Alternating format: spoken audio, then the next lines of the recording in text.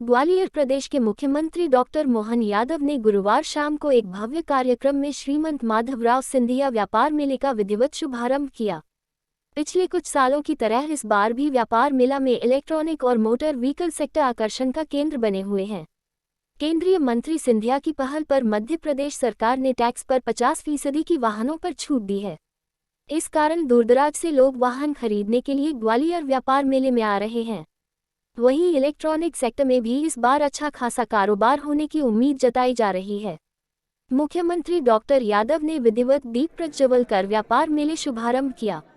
इस मौके पर केंद्रीय मंत्री ज्योतिरादित्य सिंधिया, सांसद विवेक नारायण शेजवलकर, विधानसभा स्पीकर नरेंद्र तोमर, कैबिनेट मंत्री प्रद्युम्न तोमर, कैबिनेट मंत्री नारायण सिंह कुशवाहा, वरिष्ठ नेता जयभान सिंह पवैया सहित अन्य कार्यकर्ता उपस्थित थे। आज मेले के शुभारंभ का अवसर है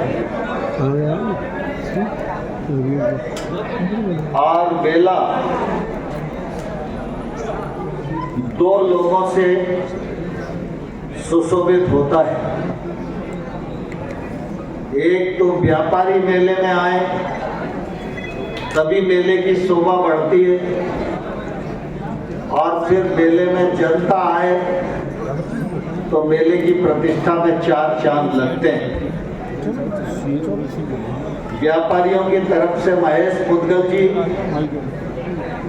यहाँ उपस्थित हैं, उनकी पूरी टीम है और मैं समझता हूँ कि वो सब लोग इस दिशा में प्रयत्नशील है, जल्दी से जल्दी मेला मूर्त रूप ले।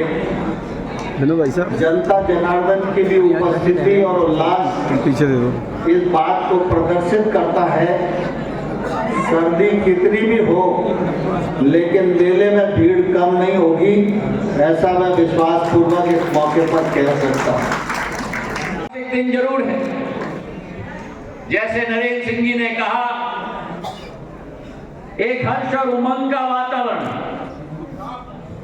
और एक हर्ष और उमंग का वातावरण इसलिए है, दो कारण।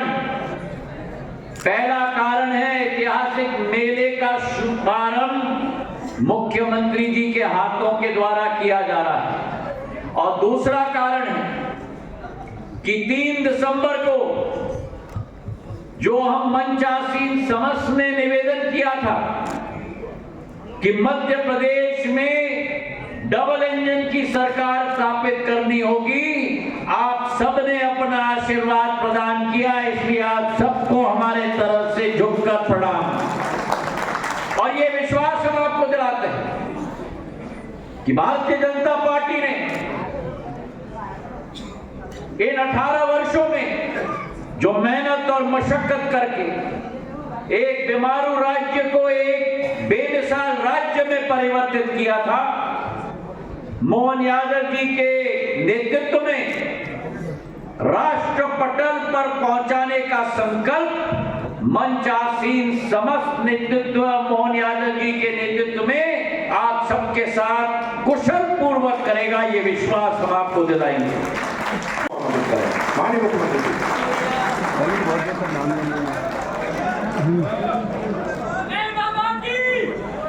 मेरे साथ सभी बोलिए, महाकाल महाराज की।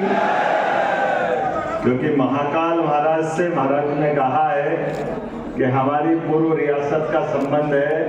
पहले प्रारंभ में हमारे महाजी महाराज साहब ने उज्जैन में राजधानी बनाई थी, 1812 में राजधानी ग्वालियर आई, तो मूल रूप से तो हमारा तो अलग प्रकार का रिश्ता आपसे है। जोरदार तालियां बजाएं माधवराव जी महाराज साहब के नाम से, जिनने इस मेले की शुरुआत की। और मैं ये स्मरण कराना चाहूंगा कि माधवराव महाराज साहब ने उज्जैन का भी वर्तमान का जो स्वरूप है उसको बदलने में जिस किसी का बड़ा योगदान है तो वो माधव महाराज का योगदान है, मैं उनको स्मरण करता हूँ।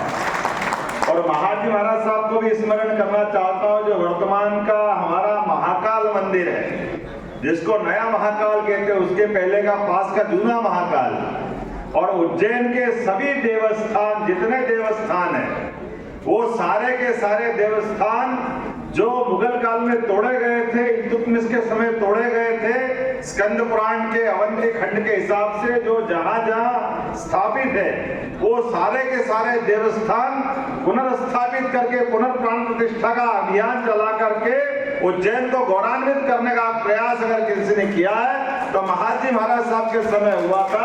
ये हमारा उस समय का गौरवशाली पक्ष है। और 20वीं शताब्दी का उज्जैन का फ्रीगंज, उज्जैन का माधव कॉलेज, उज्जैन का हॉस्पिटल, उज्जैन के सभी प्रकार के विकास के काम अगर किसी ने किए हैं और उज्जैन का मेला भी स्थापित करने का प्रयास किया तो माधव महाराज साहब ने किया है, जिनके माध्यम से उज्जैन का वर्तमान का अलग रूप दिखाई देता है। और उज्जैन में ही ऐसी जेड अब अपना नए सिरे से हमारे यहाँ फ्रीगंज बोलते हैं, जिसको कस्टम फ्री करके व्यापार व्यवसाय को बढ़ाने के लिए किस प्रकार से व्यापार व्यवसाय बढ़ते हैं, तो वो ऐसी जेड जिसको कस्टम फ्री करके फ्रीगंज का हिस्सा बनाया था। कोई भी आए कहीं से भी आए व्यापार व्यवसाय करे उसको चुंगी नाका फ्री रहता है और प्लाट भी फ्री में दिए गए। कमोबेश उसी समय ये मेला में प्रारंभ हुआ। मुझे इस बात की प्रसन्नता है, हमारी संस्कृति में इन सारी बातों का अलग ही महत्व है। आप अकेले उपवास करो तो व्रत बहनों को याद होगा, भाइयों को भी याद होगा, और आप सामूहिक रूप से उपवास करो तो वो पर्व हो जाता है। एकादशी पर्व, नवरात्रि पर्व, नवरात्रि के अलावा जो भी सामूहिक रूप से और जैसे आनंद के साथ खाने को मिले वो हमारे त्योहार हो जाते हैं। दिवाली, दशहरा, ये सारे त्योहार हमें कभी कभी जो नहीं समझते वो व्रत और त्योहार और पर्व में घालमेल कर देते हैं। ये अंतर अलग अलग है। दोबारा बोलता हूं, अकेले करो तो व्रत, सामूहिक रूप से उपवास करो तो पर्व, और जिसका आनंद मिले दिवाली, होली, हमारे दशहरे, जिसमें भोजन मिले और भोजन के ऊपर कोई प्रतिबंध नहीं हो, आनंद के साथ मना वो त्योहार हो जाते हैं। इन त्योहार की संस्कृति वाले हम लोग जाने जाते हैं। इस संस्कृति के माध्यम से सनातन संस्कृति को समझाने के लिए हमारे यहाँ मेला संस्कृति भी है।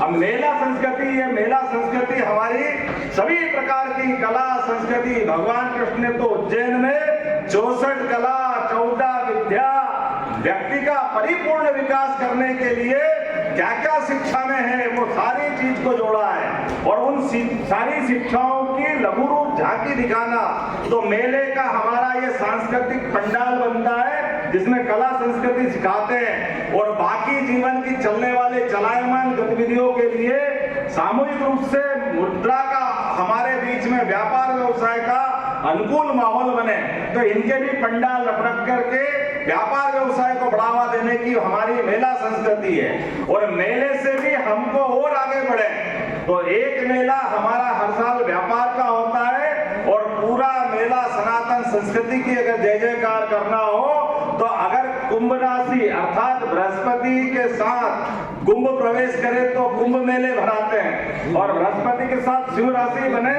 तो वो सिंहस्थ कहलाते, जो प्रत्येक 12 साल में अलग अलग नगरों के माध्यम से हमारे मेले का रूप बनता है, जिसमें हमारी संस्कृति को लगातार चलायमान रखने के लिए हमारी भविष्य की ऐसे कई आरोह अवरोध जिसको हम कह सकते हैं, आने वाले सभी बातों का विचार करके सुमार्ग पे समूचा समाज कैसे बढ़े, तो संत वृंद उस मेले का आयोजन करते हैं और समूचा समाज उसका सहभागी होता है। ऐसे प्रत्येक मेला संस्कृति के माध्यम से हमने अपने अंदर की अच्छाइयों को सामने लाने का प्रयास किया है। आज माधव महाराज जी के समय स्थापित यह मेला, बाद में शिवाजी महाराज साहब ने इसमें अलग अलग प्रकार से सहयोग दिया, और बाद में माननीय माधव महाराज जिनके माध्यम से हमारे माननीय सिंधिया जी ने उल्लेख किया है, जिनके माध्यम से अलग प्रकार का ट्रेड फेयर चला है। और इसमें एक छोटी सी पुष्पांजलि मुझे भी करने का मौका मिला कि 50% की अगर सेंटेक्स की छूट है तो क्या हो रहा है, जरूर होना चाहिए।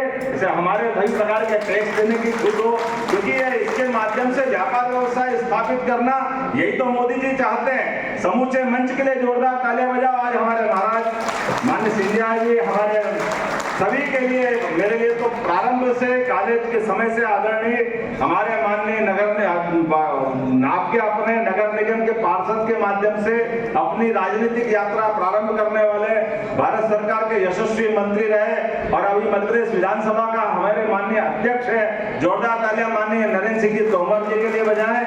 इसी अवसर पर मौजूद मेरे अपने विद्यार्थी परिषद के वरिष्ठ और आपके अपने सुपरिचित मेरे पूर्व शिक्षा मंत्री, हमारे लिए जोरदार तालियां पवैया जी के लिए, हम सब यहाँ मंच पर विराजमान है।